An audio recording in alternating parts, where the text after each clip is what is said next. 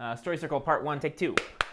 Hello and happy Today Day, my dearest nonprofit filmmakers. My name is Jordan, and engagement is something everyone is talking about. It means better audience retention, less worrying about that total runtime, and it is the buzzword of internet videos today. In fact, engagement is the crucial metric that we get from our social media's platform backend as a measure of the overall success. But what is engagement?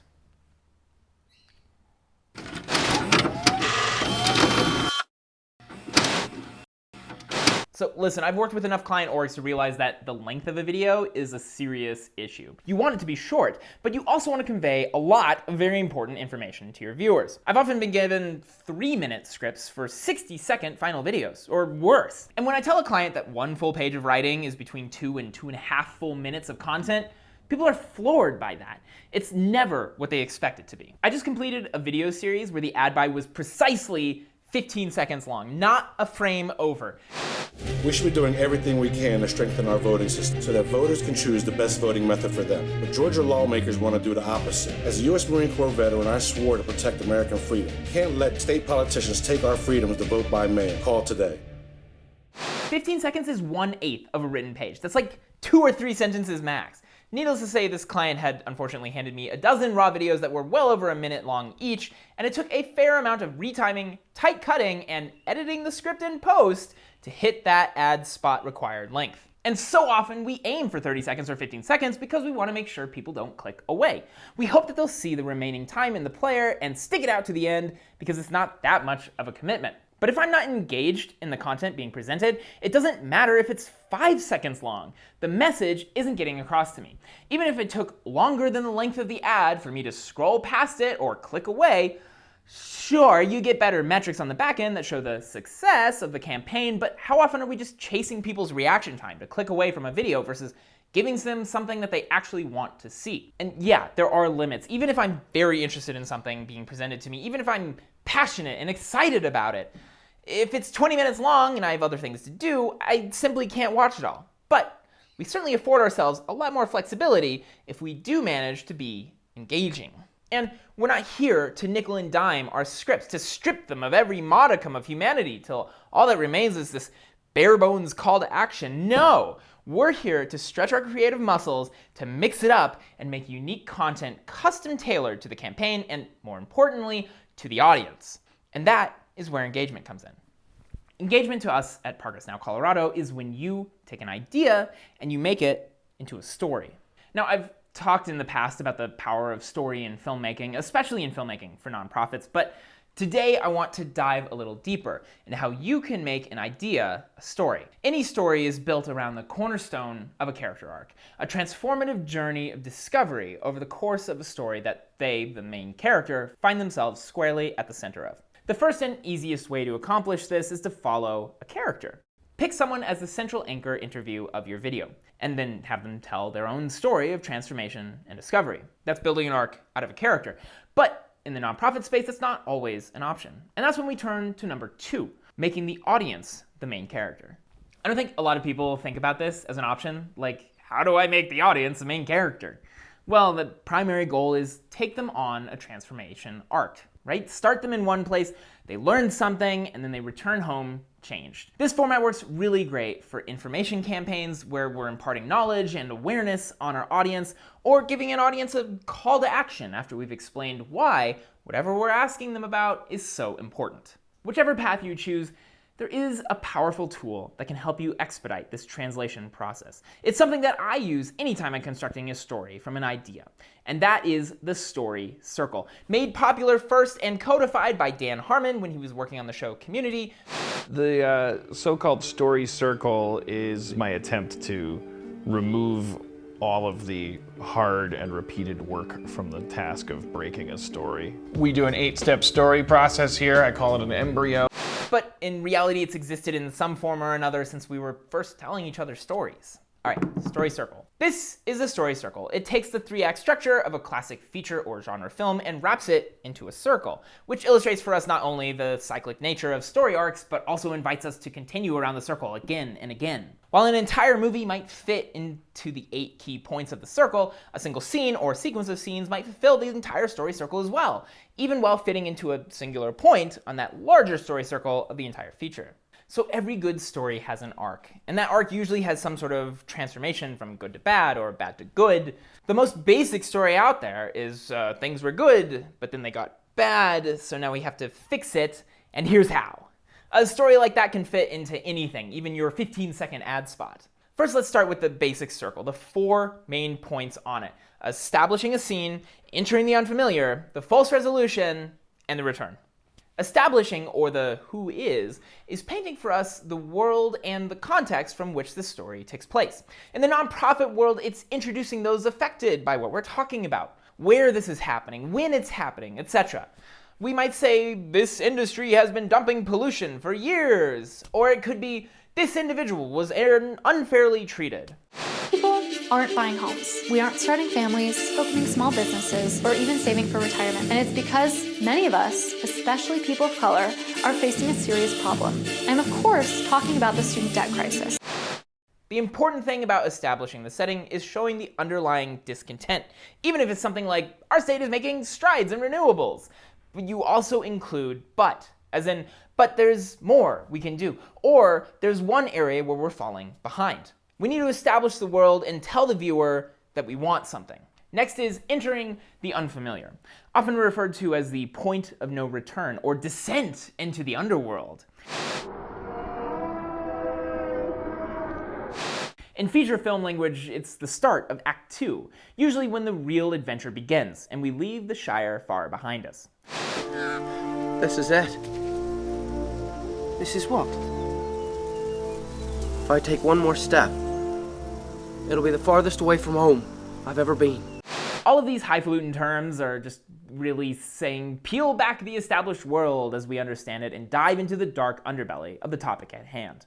If we open with, we all know air pollution is a problem, but it's worse than you might think, then diving into the underworld is the meat of that argument. It's saying, what you didn't know is our state received a D rating in air quality standards, or that's when I realized things were never going back to normal. Now that the audience knows the context, the topic of discussion, tell us those shocking details, those hair-raising statistics, and then walk us through the truth that the enemy tried so hard to hide from us. This section isn't so much about what we were doing about it, but the real nature of the issue laid bare for all to see, with whatever supporting evidence is required. The false resolution. It's a super interesting moment in the story. It's also referred to as the meeting with the goddess for fans of Joseph Campbell. Basically, the audience, and likely the hero of the story if there is one, looks at a problem presented during the entering the unfamiliar, and they say, well, the simplest solution that would address this problem is this. And then we show them why that solution turns out to be a colossal failure. It might be the community's protesting a new development, and then they get a measly settlement, but the destructive development moves forward, now bolstered by even more legal backing. Or it could be someone realizing that working from home during COVID is actually terrible, and that they and their work is suffering without the in-person connections that they needed, even though they wanted privacy and comforts of home. Or it could be talking about the federal government passing early restrictions to protect consumers, only to have someone like Big Tobacco start buying off the regulators. The key is we end up in a worse place than where we started. Find that natural, obvious attempted fix that goes completely belly up and get that to be the midpoint of your story. Because of course, anything serious enough to warrant a video or an entire campaign has a version of this moment in their story. You're working towards solving this problem because the simple, easy, obvious solution didn't work. And now we have to turn to bigger and bolder steps. And finally, the return.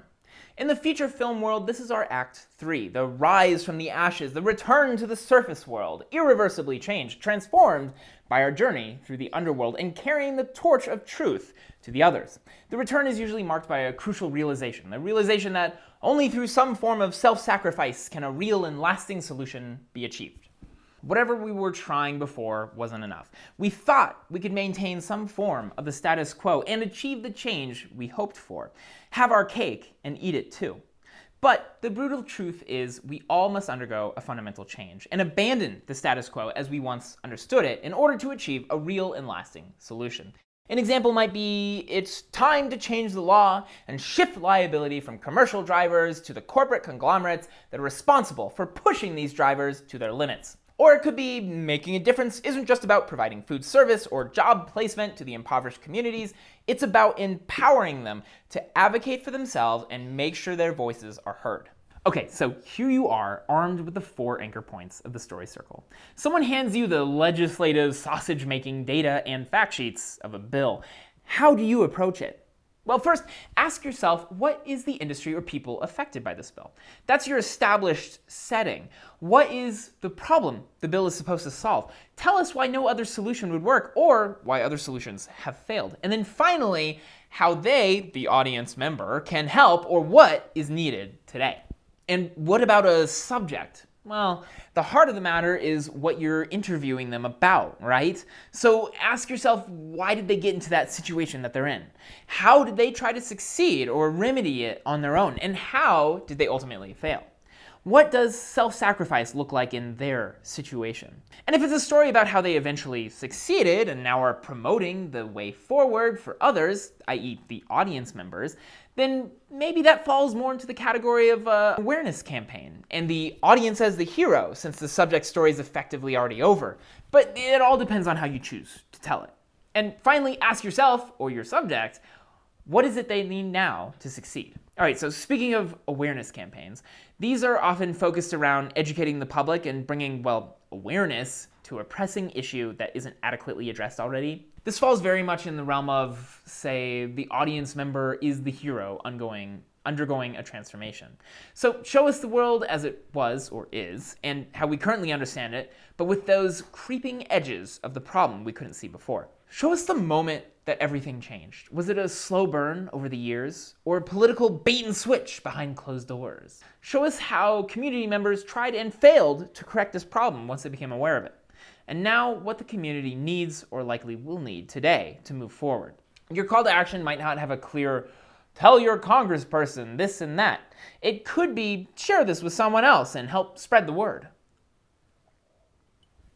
And for long-form content, we're looking at the 8-point story circle. So you may recall at the beginning I said it's an 8-point story circle. Well, we covered the primary 4 anchors that are crucial to virtually every story. Now let's talk about the other 4 points. The truth is they overlap a lot, and they're just more nuanced than the anchor points. Chances are you'll probably hit 1 or 2 of these in the story you're telling without consciously looking out for them. The point of them really is to guide you along, especially when your story isn't working for some reason and you don't know how to get from A to B. These points on the circle are your path through as we convert an idea or set of ideas into a universal framework of stories. Okay, so right after establishing the world, this is explicitly showing that because of the underlying discontent, the hero desires something more than the life they've been handed. They want something greater.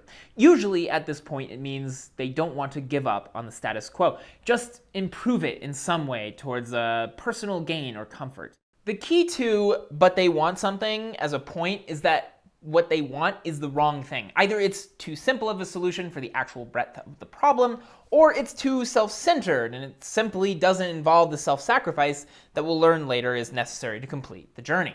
Even though it's the wrong thing, the use of this desire is it helps plunge our character into that second act, into the underworld. For without the desire stemming from discontent, they would likely remain in the status quo, content in Act 1. In feature films, searching or adaptation is commonly referred to as the fun and games section. It's where a hero learns more about the underworld, i.e. the true nature of the problem, and where they stretch their muscle. Peter, Yeah? are you all right? I'm fine.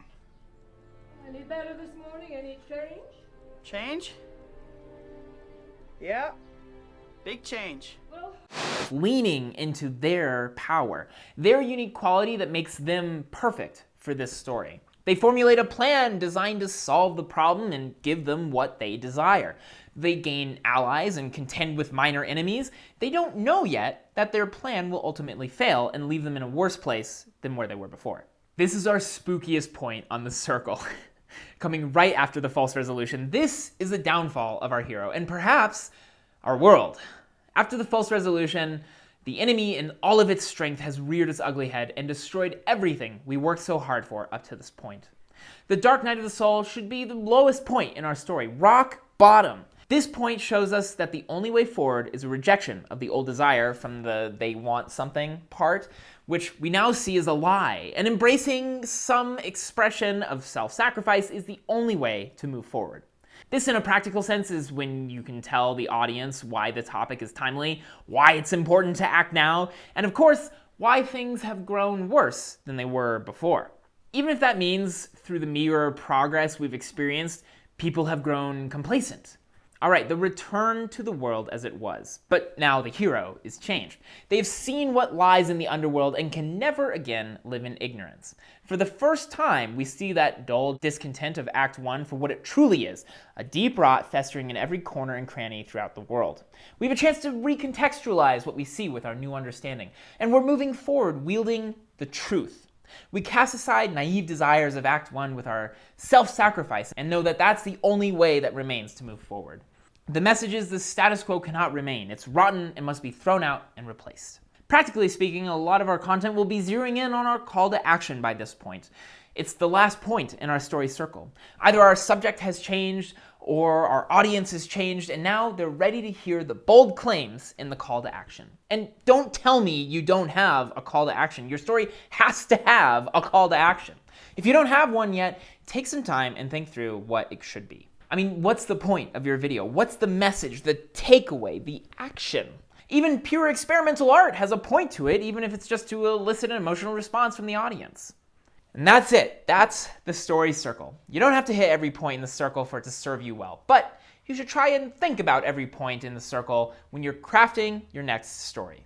Whether you're sifting through hours of raw interview footage, or you have some time left before you conduct the interview with a subject, or you're laying out just the primary messaging for a would-be campaign on the horizon, this will serve you well. The structure of the story circle can give context and understanding to the audience. It can lead them through the difficult concepts and allow them to empathize with the subject or the situation or your nonprofit. That's the true meaning of engagement. Engagement is empathy, it's understanding, and it's activation. So move away from just doom and gloom. Don't forget to have hope, to have action.